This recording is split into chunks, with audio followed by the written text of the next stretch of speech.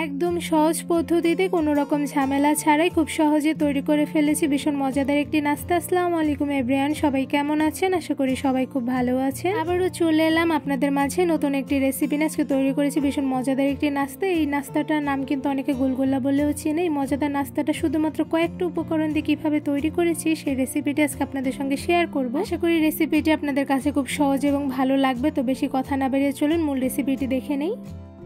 প্রথমে একটি মিক্সিং বোলের মধ্যে দিয়ে দিচ্ছি উষ্ণ গরম পানি মেজারমেন্ট কাপের 1 কাপ পরিমাণ, সাথে দিয়ে দিচ্ছি চিনি। এখানে আমি হাফ কাপ পরিমাণ দিয়ে দিচ্ছি, আপনাদের পরিমাণ অনুযায়ী কমিয়ে বাড়িয়ে দিতে পারেন। সাথে দিয়ে দিচ্ছি 1.5 টেবিল চামচ পরিমাণ ইস্ট। এবার একটি চামচের সাহায্যে ইস্টগুলো খুব ভালোভাবে নেড়ে মিশিয়ে নিব।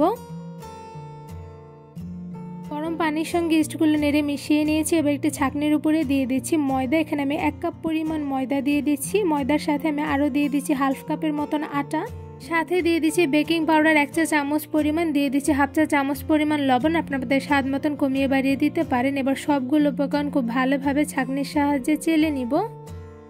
ছাঁকনির সাহায্যে সবগুলো উপকরণ খুব ভালোভাবে চেলে নিয়েছি। এবার চেলে নেওয়া সব উপকরণগুলো ইস্টের সঙ্গে খুব ভালোভাবে মেখে মিশিয়ে নিব। একটু বেশি সময় নিয়ে ময়দাগুলো খুব ভালোভাবে ইস্টের সঙ্গে মেখে নিতে হবে, যাতে ময়দার মধ্যে কোনো প্রকার দানা দানা না থাকে। তো এই পর্যায়ে দেখতেই পাচ্ছেন ময়দাগুলো খুব ভালোভাবে ইস্টের সঙ্গে মেখে মিশিয়ে নিচ্ছি। কিছুক্ষণ সময় নিয়ে ইস্টের সঙ্গে ময়দাগুলো খুব ভালোভাবে কিন্তু মেখে নেওয়া হয়ে গিয়েছে। এবার এই ময়দার মধ্যে দিয়ে দিচ্ছি কালো জিরে। এখানে আমি অল্প পরিমাণে কালো জিরে দিয়ে দিচ্ছি, এতে করে কিন্তু নাস্তাটা দেখতে বেশ ভালো লাগবে আর সাথে খেতেও খুব মজাদার হবে। তো এই পর্যায়ে ময়দার সঙ্গে কালো জিরেগুলো খুব ভালোভাবে মেখে মিশিয়ে নিচ্ছি। ময়দার সঙ্গে কালো জিরেগুলো খুব ভালোভাবে মেখে মিশিয়ে নেওয়া হয়ে গিয়েছে। ময়দার মিশ্রণগুলো দেখতেই পাচ্ছেন খুব ভালোভাবে কিন্তু মেখে নিয়েছি, কোনো প্রকার দানা দানা নেই। এবার এই মিশ্রণগুলো আমি একটি ঢাকনা দিয়ে ঢেকে প্রায় আধা ঘন্টার মতন একটি সাইডে রেস্টে রেখে দিব। ময়দার মিশ্রণগুলো ঢাকনা দিয়ে ঢেকে 30 মিনিটের মতন রেস্টে রেখে দেওয়ার পর দেখতেই পাচ্ছেন অনেকটা পরিমাণে ফুলে উঠেছে। তো এই পর্যায়ে ময়দার মিশ্রণগুলো হাতের সাহায্যে খুব ভালোভাবে মেখে নিচ্ছি। আর এদিকে ময়দার মিশ্রণগুলোর ঘনত্ব কতটুকু পরিমাণে রেখেছি আশা করি তা দেখে বুঝতে পারছেন। এবারে ময়দার মিশ্রণগুলো দিয়ে আমি নাস্তা বা গোলগোলা ভেজে নিব। নাস্তা বা গোলগোলা ভাজার জন্য একটি প্যানের মধ্যে দিয়ে দিচ্ছি রান্নার সয়াবিন তেল পরিমাণ অনুযায়ী। এবার মিডিয়াম আঁচে তেলগুলো একটু গরম করে এর মধ্যে ময়দার মিশ্রণগুলো ছোট ছোট গোল শেপে দিয়ে দিচ্ছি। গরম তেলের মধ্যে একটা একটা করে ছোট সাইজের অনেকগুলো গোলগোলা কিন্তু দিয়ে দেওয়া হয়ে গিয়েছে। এবার মিডিয়াম আঁচে গোলগোলাগুলো কিছুক্ষণ ভেজে নিব। কিছুক্ষণ গোলগোলাগুলো ভেজে নেওয়ার পর দেখতেই পাচ্ছেন হালকা কালার চলে এসেছে। এরপর যে একটা চামচের সাহায্যে গোলগোলাগুলো একটা একটা করে উল্টে দিচ্ছি। একটা একটা করে সবগুলো গোলগোলা উল্টে দেওয়া হয়ে গিয়েছে। এবার মিডিয়াম আঁচে গোলগোলাগুলো আরও কিছুক্ষণ সময় নিয়ে ভেজে নিব। গোলগোলাগুলো ভাজার সময় চুলার আঁচটা একদম মিডিয়াম টু লোতে রেখে ভেজে নিতে হবে, নয়তো বা ভেতরে কাঁচা থেকে যেতে পারে। তো এরপর যে গোলগোলাগুলো একটা চামচের সাহায্যে উল্টে দিচ্ছি।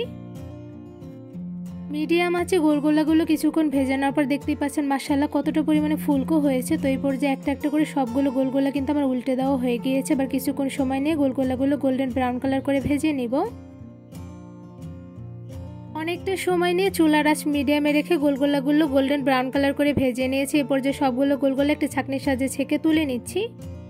আর এদিকে দেখতেই পাচ্ছেন মাশাআল্লাহ গোলগোলাগুলো ভেজে নেওয়ার পর কত সুন্দর কালার চলে এসেছে। এই পর্যায়ে সবগুলো গোলগোলা একটি ছুরিতে তুলে নিব। খুব সহজভাবে কোনো রকম ঝামেলা ছাড়া শুধুমাত্র কয়েকটা উপকরণ দিয়ে তৈরি করে ফেলেছি ভীষণ মজাদার একটি নাস্তা বা গোলগোলা। এই নাস্তাগুলো বা গোলগোলাগুলো ভেজে নাও কিন্তু খুবই সহজ, কোনো রকম ঝামেলা নেই, কয়েকটা উপকরণ দিয়ে ঝটপট তৈরি করে ফেলা যায়। এই নাস্তা বা গোলগোলাগুলো গোল্ডেন ব্রাউন কালার করে ভেজে নেওয়ার পর দেখতেই পাচ্ছেন মাশাআল্লাহ দেখতে খুবই লোভনীয় হয়েছে। আমি একটা আপনাদের ধরে দেখাচ্ছি। তো দেখতেই পাচ্ছেন মাশাআল্লাহ গোলগোলাগুলো কতটা পরিমাণে ফুলকো হয়েছে। আর এই গোলগোলা কিন্তু শুধু ফুলকোই হয়নি, সাথে গোলগোলাগুলো ভীষণ পরিমাণে সফট হয়েছে। কতটা পরিমাণে সফট হয়েছে আশা করি আপনারা দেখেই বুঝতে পারছেন। আমি একটা গোলগোলা আপনাদের একটু ভেঙে দেখাচ্ছি অ্যাকচুয়ালি ভিতরে কেমন হয়েছে। তো এই পর্যায়ে দেখতেই পাচ্ছেন মাশাআল্লাহ ভিতরে কিন্তু পুরো পারফেক্ট হয়েছে। গোলগোলার ভিতরে কিন্তু দেখতেই পাচ্ছেন মাশাআল্লাহ খুব সুন্দরভাবে কুকড হয়েছে। আর এই মজাদার গোলগোলাগুলো কিন্তু ভীষণ পরিমাণে নরম তুলতুলে হয়েছে। কতটা পরিমাণে নরম তুলতুলে হয়েছে আশা করি আপনারা দেখেই বুঝতে পারছেন। ঘরের বাচ্চাদের জন্য ঝটপট এই মজাদার গোলগোলাগুলো কিন্তু তাদের বানিয়ে দিতে পারবেন আর তারা কিন্তু বেশ মজা করে খাবে, কারণ গোলগোলা খেতে এতটা মজাদার হয়ে থাকে। মজাদার নাস্তা বা গোলগোলা তৈরির রেসিপি রেসিপিটি কেমন লেগেছে তা কমেন্ট করে জানাবেন। রেসিপিটি ভালো লেগে থাকলে আমার চ্যানেলটি সাবস্ক্রাইব করে ভিডিওতে লাইক কমেন্ট শেয়ার করে আমার পাশেই থাকবেন। আজকে এখানে বিদায় নিচ্ছি, দেখা হবে অন্য কোনো ভিডিওর মাধ্যমে। সবাই সুস্থ থাকবেন, ভালো থাকবেন, আল্লাহ হাফেজ।